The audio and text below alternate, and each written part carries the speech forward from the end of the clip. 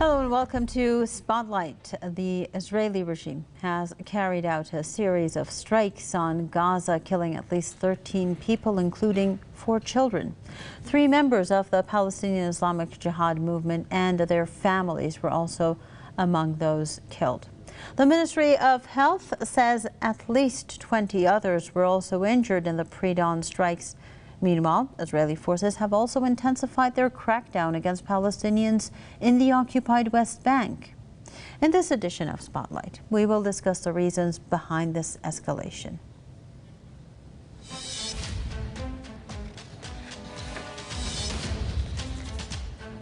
We have with us Laith Marouf, activist and political commentator, joining us live from Beirut. Also, Chris Williamson, host of Press TV's Palestine Declassified, joining us from Derby, from the UK. Thank you very much to both of you gentlemen for joining us on this edition of Spotlight. Let's begin with Laith Marouf. We have received different reactions from resistance groups, of course, all of them vowing to retaliate. Do you think that we could actually expect a united retaliation as it has been discussed? What kind of retaliation would that entail? Well, we've heard statements by all the resistance groups in Palestine saying that they will be retaliating. So now we know at least inside Palestine there is a unified front. Much of Israel right now, at least what is called the Gaza envelope, has been either evacuated or under lockdown. The schools are closed in the Zionist colony tomorrow. So what we should be expecting is the same as the Zionists are expecting. The Zionists are expecting a heavy blow as a response to this treacherous assassination of Islamic Jihad leadership in Gaza, that it will be something that will be felt across Israel. There's even the bunkers in Tel Aviv have been opened right now. So this gives us a hint where we're going. Okay, now before we discuss how Israel will react to that, let's bring in Chris Williamson. Mr. Williamson, how united do you see the resistance front in Palestine? We do know that the Achilles heel for any resistance would be to not be united in their fight for whatever the cause there is. And of course, the divide and rule policy is something that is proven to work. The name of the game here would be solidarity and unification. And how much do you see that among different Palestinian factions and resistance groups? Well, first of all, let me say that this is yet another brutal response by the Israeli regime. And, you know, it's a time for the international community to stand up and to speak out against, I mean, you know, this continuation of turning a blind eye is totally unacceptable. But in terms of the resistance, you know, from what I've understand the situation to be from the various programs that we put on Palestine Declassified, we know that there's unprecedented unity now across Palestine in terms of the resistance, the kind of axis of resistance as it's known, right across all the different factions. So, you know, one of the things which I think, you know, the Israelis are finding difficult to come to terms with is the effectiveness now of the resistance and the ability of the resistance to strike back. And I think we will certainly see a response from the resistance to this latest brutal atrocity by the Zionist entity. Okay, so Mr. Marouf, in your opinion, why does the Israelis attack, when they attack these targets, why don't they consider that there might be women and children there? Is this something that they do on purpose? They want to have women and children killed as well? Or is this some kind of collateral damage? You know, the Zionists are brutal ghouls. They are blood hungry. They talk about our peoples in our region as if they're tribal, but in reality, if you see how they purposefully target the family and children of leadership in Palestine, meaning that they want to cut off the bloodline of a family, that is the most tribal and most vicious thing you can do. Also, it is important to note that these three leadership of Palestinian Islamic Jihad were on their way to Egypt. They were invited by the Egyptian negotiators who are mediating between the Zionist colony and Palestinian groups in Gaza on the release of an exchange of prisoners. They were invited by the Egyptian government to arrive in Egypt today, and they were supposed to leave the Gaza border at 9 o'clock in the morning, meaning the Zionists knew that they will be doing so. The Zionists saw that they are gone to see their families, to say goodbye to them before they go to Egypt, and they took advantage of that and assassinated them. So this is as vicious as the assassination of General Soleimani, who also was arriving to Baghdad on invitation for negotiations of peace. So this is what the Zionists do. And finally, one last thing to say here is one of the civilians that were killed, other than the children and women, was the general chief of Al-Wafa Hospital, a very famous doctor in Gaza who headed at one point the Dentist Association, and he's a dual citizen, a Russian-Palestinian citizen. This was a very, very vicious attack, and it will receive a response very soon from the Palestinian resistance groups.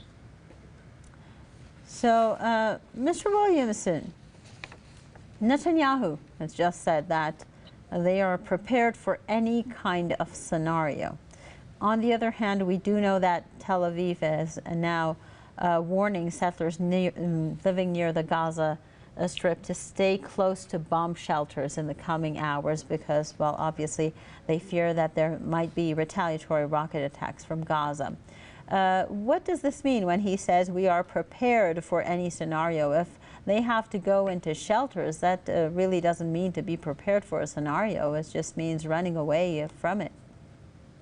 Well, I think that's another indication, frankly, of the precarious state of the Zionist entity and the effectiveness of the resistance. We've seen and heard from very senior figures in the Zionist entity who have talked in terms of the regime and the whole Zionist edifice actually, crumbling. Very senior figures, former Prime Minister, have said that they fear that the Zionist project could end before the end of this decade. So I think the brave talk from Netanyahu, but I mean the reality is that the tide of history is against them. The effectiveness of the resistance is growing. International opinion is increasingly critical of the Zionist regime.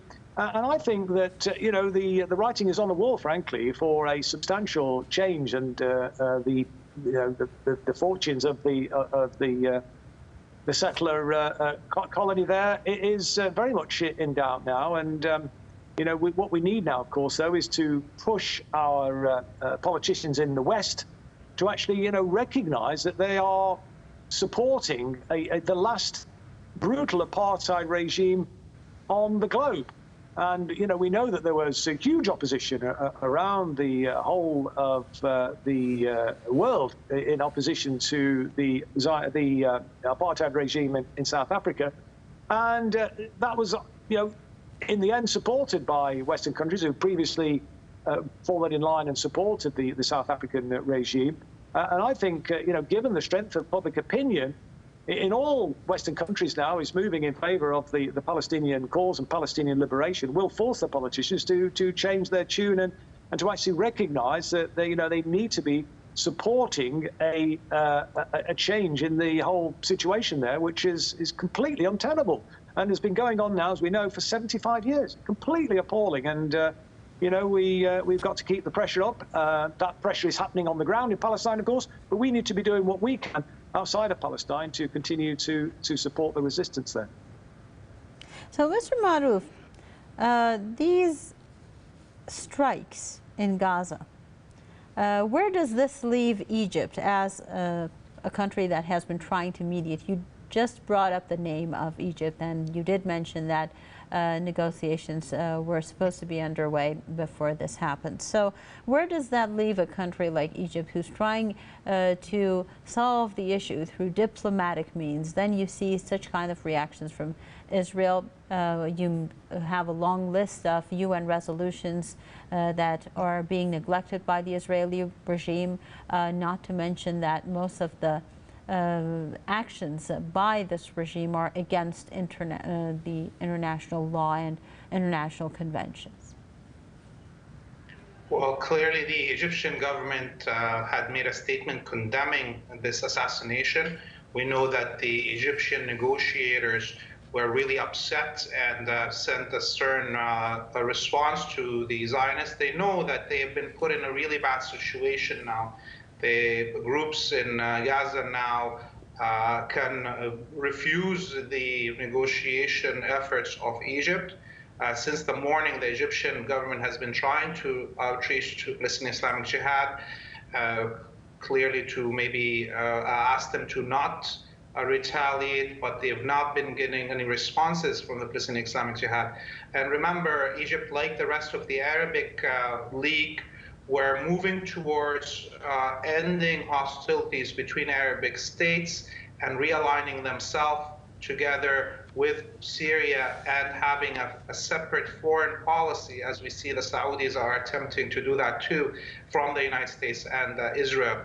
And already Egypt is in the heat right now with the manufactured war in Sudan that the Israelis and the Americans instigated to make sure that even if Egypt at one point decides to have a sovereign foreign policy, that it will not be able to deliver on it, having a ring of fire spanning from Libya to Sudan, cutting it from its surrounding and making its economy suffer with millions of refugees coming from Sudan.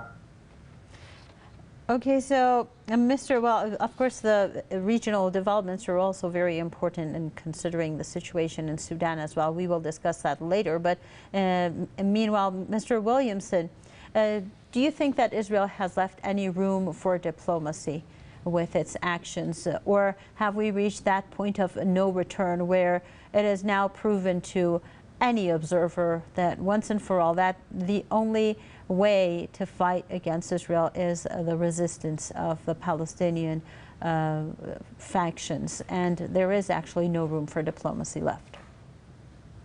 Well, I think that's been the case for a good number of years now. I mean, the Israeli regime has always negotiated in bad faith. We saw that with the Oslo Accords. You know, the reality is they were never interested in self-determination for the Palestinian people. But the tide, as I say, is turning, and you know, the resistance is becoming more effective. You know, the BDS campaign is ratcheting up.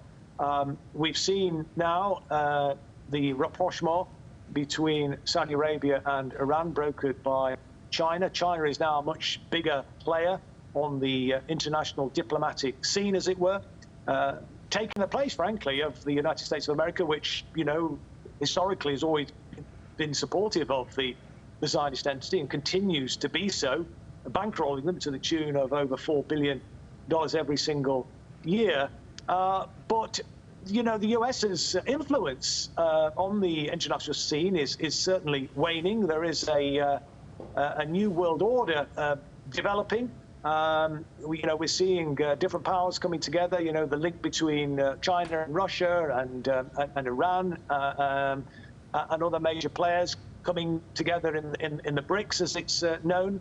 And you know, this is, I think, a very significant development, which can only augur well, I think, for the future in terms of a multipolar world. And we're moving away very rapidly from the unipolar world. I think we've already I think the unipolar world is gone anyway. Now we're already in that multipolar world with, as I've already mentioned, the influence of China now. And the interesting thing is, you know, China approaches its its foreign policy developments and the way in which it conducts itself on the international stage, does it in a way to try and, you know, bring about peace and to try and, as it were, mutually developed nations rather than the sort of gunboat diplomacy that we've seen from the likes of the United States of America and the United Kingdom and others in the Western world. And things are definitely changing, in my opinion. But as far as diplomacy is concerned with the Zionist entity, I think, you know, they've never negotiated in good faith, and I think they need to be forced, frankly, now to bring about the change. And that's, I think, you know, that's already happening, as we've already said, with the resistance on the ground and pressure building from outside as well. So, Mr. Maruf, you just heard Mr. Williamson's analysis of the recent developments as far as the political equations of the region is concerned, and of course with China playing a much more important role in the region. And how do you see the situation of Israel in the near future, maybe in the next 10 years?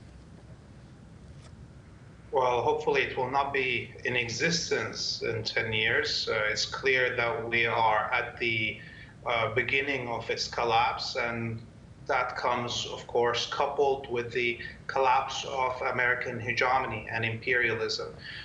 Remember, I just want to put this out here. I don't think any pressure will change the minds of the leadership in the West about the Zionist colony. And that is because if the Zionist colony collapses, then the Western Empire will not be able to project its power over Asia and Africa and control the trade routes that are important there. It will be actually an acceleration of collapse of American imperialism. And this is why somebody like President Biden years ago said that if there was no Israel that was created by the Zionist movement, that the United States would have created it itself. So given those realities, we must understand that the only way to liberate Palestine is through direct confrontation with the Zionists and collapse of it under the pressure of resistance. There's nobody that's going to come to save the Palestinians, and there will be no Western negotiators to bring down the Zionists from the tree. This will be a battle till the end, and this is very important to understand, because if the Zionists were rational, or the imperialists were rational in terms of this issue, then we wouldn't see actions like we saw today. The clearer and closer we are to the liberation of Palestine, the more and higher possibility there will be of irrational actions by the Zionist colony and its backers, and as we see that happen today. And of course, let's not forget that Israel has been raiding the flashpoint city of Nablus, or the raids on Ariha, other parts of the occupied West Bank. So, Mr. Williamson, why is Israel attacking these parts of the occupied West Bank as well? Is it trying to deviate attention from its internal affairs? Well, I think certainly that is part of the reason. I'm sure it is. But also, of course, you know, they want to try and crush the resistance. But it's a forlorn proposition. I don't think they're capable of doing that. And, you know, we've seen how the resistance pushed back the Israeli ground forces a couple of years ago when they were seeking to another incursion into Gaza. And, you know, the result to these brutal air raids. But, you know, I do think that external pressure does have a part to play. Of course, in the end, Palestinian liberation will be delivered by the resistance on the ground. But I think external pressure can play a part. And of course, the imperialists who hold sway across the West at the moment are determined to, you know, maintain that position for the reasons that Maruf outlined. And we saw what happened when, for example, Jeremy Corbyn, who the leader of the opposition, the Labour Party in Britain, was within a hair's breadth of becoming the Prime Minister.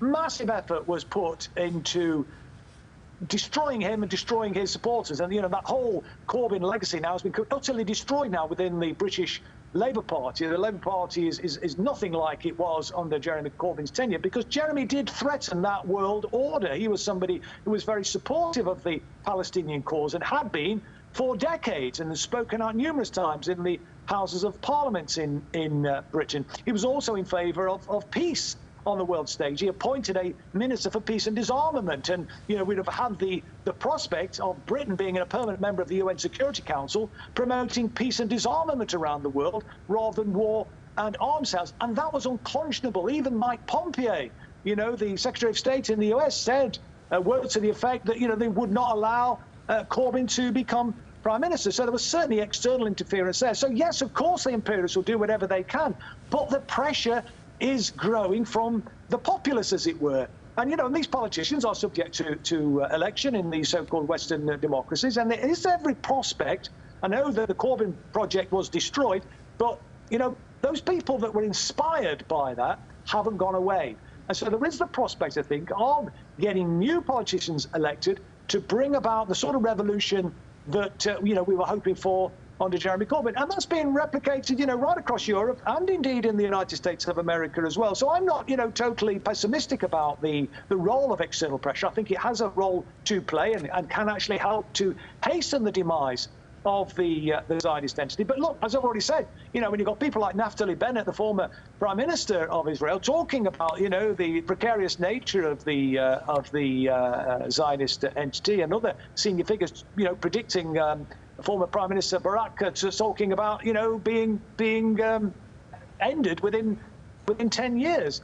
I mean, they see the writing on the wall, it seems to me. So, we need to obviously support the resistance wherever we can, and those of us who, are not in Palestine, continue to put pressure on the policymakers to do whatever we can to, up that and increase that pressure, that external pressure. Because that did, let's remember, play a part. That external pressure did play a part in actually bringing down the apartheid regime in South Africa. So, we shouldn't be totally pessimistic about that, but we need to be realistic, I think, as Maruf has set out, but not actually give up on putting pressure, external pressure, to hasten that demise of the Zionist entity.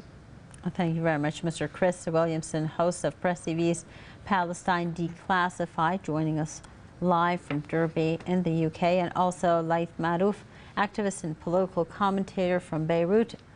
Thanks for joining us on this edition of The Spotlight and sharing your thoughts and views with us. That brings us to the end of this edition of Spotlight. Thank you for watching.